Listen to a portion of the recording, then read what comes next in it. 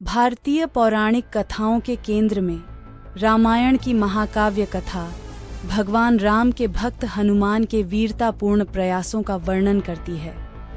उनके कई कारनामों में से सबसे उल्लेखनीय राक्षसी सुरस्सा के साथ उनकी मुलाकात है, जो उनकी बुद्धि, साहस और दिव्य मिशन की परीक्षा है। राक्षस राजा रावण द्वारा अपहृत सीता का पता लगाने के लिए भगवान राम की आज्ञा प्राप्त करने के बाद हनुमान ने समुद्र के पार लंका द्वीप की एक खतरनाक यात्रा शुरू की। उनका हृदय भक्ति से भरा हुआ था और उनका मन अपने मिशन पर केंद्रित था।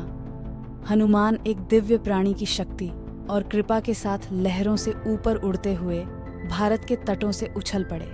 जैसे ही हनुमान ने समुद्र के विशाल विस्तार पर उड़ान भरी, उनकी उपस्थिति पर किसी का ध्यान नहीं गया। देवता उनके संकल्प और सरलता का परीक्षण करने की इच्छा रखते हुए समुद्र की गहराई में रहने वाली एक शक्तिशाली राक्षसी सुरसा के पास गए। उन्होंने उससे हनुमान को चुनौती देने और उसकी क्षमताओं का आकलन करने का अनुरोध किया। सुरसा अनुपालन करने के लिए उत्सुक एक विशाल भयानक प्राणी के रूप में समुद्र से उठी। उसकी आंखें द्वेष से चमक रही थीं। हनुमान के मार्ग को अवरुद्ध करते हुए सुरसा ने घोषणा की, देवताओं ने मुझे एक वरदान दिया है कि जो कुछ भी मेरे मार्ग को पार करता है उसे मेरे मुंह से गुजरना चाहिए। आज तुम मेरा भोजन बनोगी। वानरा उसके भयानक रूप से विचलित हुए बिना हनुमान ने सम्मान में अपने हाथ जोड़े और जवाब दिया, मां सुरसा, मैं भगवान राम की पत्नी सीता को खोजने के लिए एक दिव्य मिशन पर हूं। कृपया मुझे पास करने की अनुमति दें और मैं वादा करता हूं कि एक बार मेरा काम पूरा हो जाने के बाद मैं आपके पास लौटूंगा। सुरसा ने उसकी विनती से विचलित हुए बिना जोर देकर कहा, नहीं हनुमान, मुझे जो वरदान मिला है उसके अनुसार तुम्हें मेरे मुंह में प्रवेश करना चाहिए। दूसरा कोई रास्ता नहीं है। यह महसूस करते हुए कि कूटनीति राक्षसी को प्रभावित नहीं करेगी, हनुमान ने अपनी बुद्धि और चालाकी पर भरोसा करने का फैसला किया।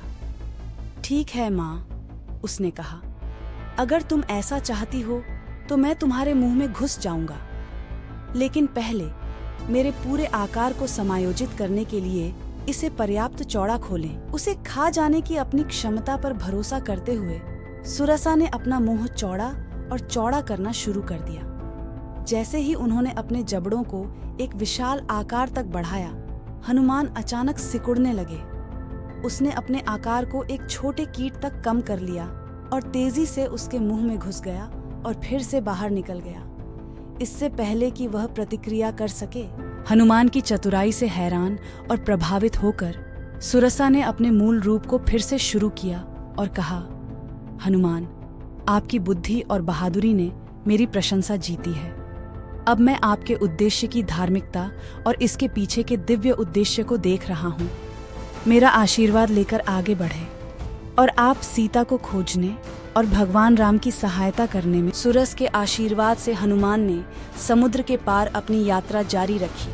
उनकी आत्मा अडिग रही और उनका दृढ़ संकल्प मजबूत हुआ। सुरसा के साथ इस मुठभेड़ ने न केवल हनुमान की साधनशीलता और त्वरित सोच का प्रदर्शन किया, बल्कि दिव्य सुरक्षा और अनुग्रह को भी उजागर किया, जिसने उन्हें अपने मार्ग पर निर्देशित किया। लंका पहुंचने पर हनुमान के बाद के रोमांच सीता की खोज लंका के जलने और बुराई पर अच्छाई की अंतिम जीत की ओर ले जाएंगे। हनुमान और सुरस की कहानी बाधाओं को पार करने और अपने दिव्य कर्तव्य को पूरा करने में बुद्धि, साहस और भक्ति की शक्ति का प्रमाण है।